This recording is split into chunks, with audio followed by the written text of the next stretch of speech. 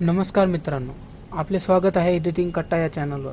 आज आपण पाहणार आहोत की आपल्या फोटोसाठी लागणारे बॅकग्राऊंड आपण नेटवर्कहून कसे कलेक्ट करायचे. तर चला, सगळ्यात पहिले आपण आपला फोटो PS फोटोशॉपवर ओपन करा आणि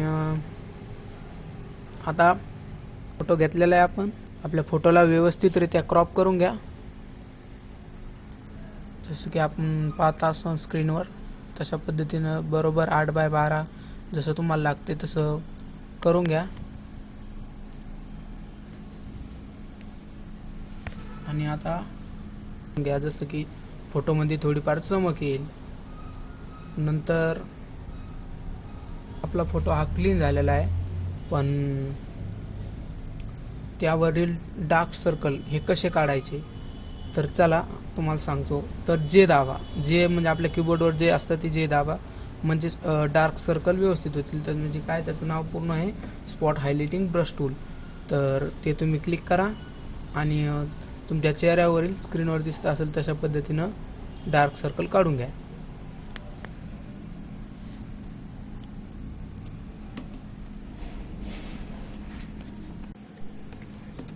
यानंतर आपण जाणार फिल्टरमध्ये आणि एमॅक्झॉनिक फिल्टर देणार. त्यामध्ये आपण थोडा सॉफ्टनेस आणि शार्पनेस देणार. बस. आता चेहरा क्लीन करण्यासाठी नवीन त्यासाठी आपण मिक्सर ब्रशचा वापर करणार. काय करा, त्यामध्ये ना दोन मिक्सर ब्रश कुठं भेटणार तुम्हाला, बी दाबा. बी दाबल्यानंतर बी दाबल्यानंतर तुम्हाला भेटणार त्याचं लास्ट ऑप्शन म्हणजे मिक्सर ब्रश. तर मिक्सर ब्रशनं तुम्ही काय करणार, स्क्रीनवर दिसत असेल तुम्हाला. तर काय करा, इथे तुमचं ट्रान्सपरन्सी राहून द्या, वर वेट तुमचा 100 राहू द्या, लोकल जेवढं तुम्हाला लागतं तेवढं ठेवा आणि तुमच्या स्क्रीनवर दमाने रश करा. आता तुम्हाला वाटेल की आपला फोटो खराब होईल, तर काय करा, त्याची ओपेसिटी थोडी कमी करा. मिनिमम 50च्या आत, 50पेक्षा जास्तच ठेवा, म्हणजे चांगला असतो फोटोला. आणि फिलअप पण द्या. ओके.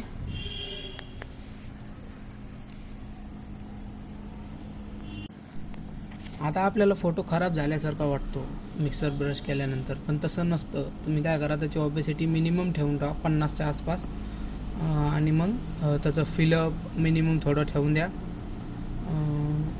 आणि आता काय करा, 50% ठेवलं तर आता Ctrl+E दाबा, म्हणजे त्याची एक लेअर होऊन जाईल. फोटोला सिलेक्ट करून घ्या.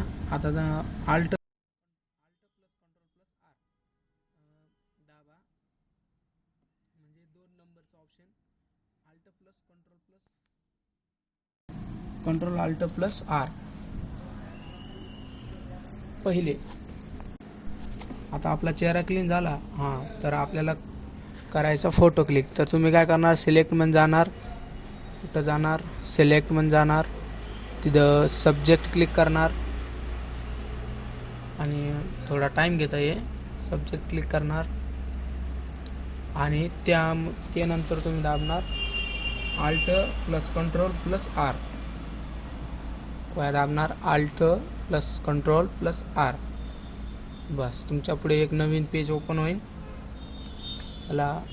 यामध्ये तुम्हाला एका साईडला ऑप्शन दिसत असेल, त्यामधलं 2 नंबरचं ऑप्शन घेणार आणि तुमच्या जे केस वगैरे असतील यासाठी या गोलनं तुम्ही हे करून घेणार. तर ते आतोमात बरोबर होत आहे. बस, हा टूल एकदम छान वापरला जातो आणि परफेक्ट बॅकग्राऊंड क्लीन होतं याने. नंतर तुम्ही याचा थोडाफार कॉन्ट्रास्ट वाढू शकता. बस, ओके करून टाका.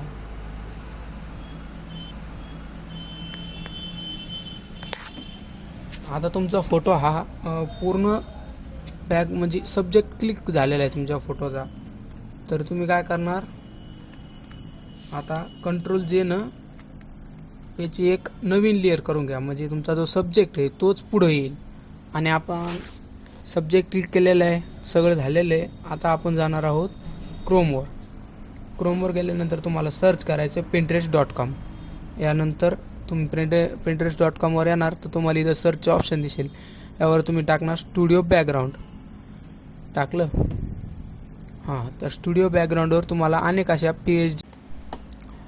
तर तुम्हाला Pinterest.com अनेक असे चांगले चांगले बॅकग्राऊंड भेटतील. तुम्ही तुमच्या हिशोबानं बॅकग्राऊंड घेऊ शकता. आता आपल्याला हा बॅकग्राऊंड आवडलेला आहे, तर काय करायचं, तो आपल्या बॅकग्राऊंडवर करायचा पेस्ट. केला, आल्ट दाबून धरायचं आणि त्याची साईज वाढून घ्यायची आणि जे आपल्या सब्जेक्ट असतो त्याला त्याच्या खाली टाकायचं. म्हणजे काय होणार, बॅकग्राऊंड तुमच्या मागं जाणार. गेला हां, अशा पद्धतीनं करून घ्यायचं. आणि मग त्याची आपण काय करणार, त्यावर ल्युमिनोसिटी म्हणजे ओव्हरलीवर टाकून देणार आणि त्याची ओपेसिटी 30-40च्या आसपास 60-70च्या आसपास ठेवणार. 60-70 तुमच्या अकॉर्डिंग तुम्ही ठेवू शकता. फिलअप पण तुमच्या हिशोबाने तुम्ही ठेवू शकता. ओके, झाला आपला फोटो तयार. व्हिडिओ आवडला असेल तर लाईक, शेअर आणि सबस्क्राईब करून जा. धन्यवाद.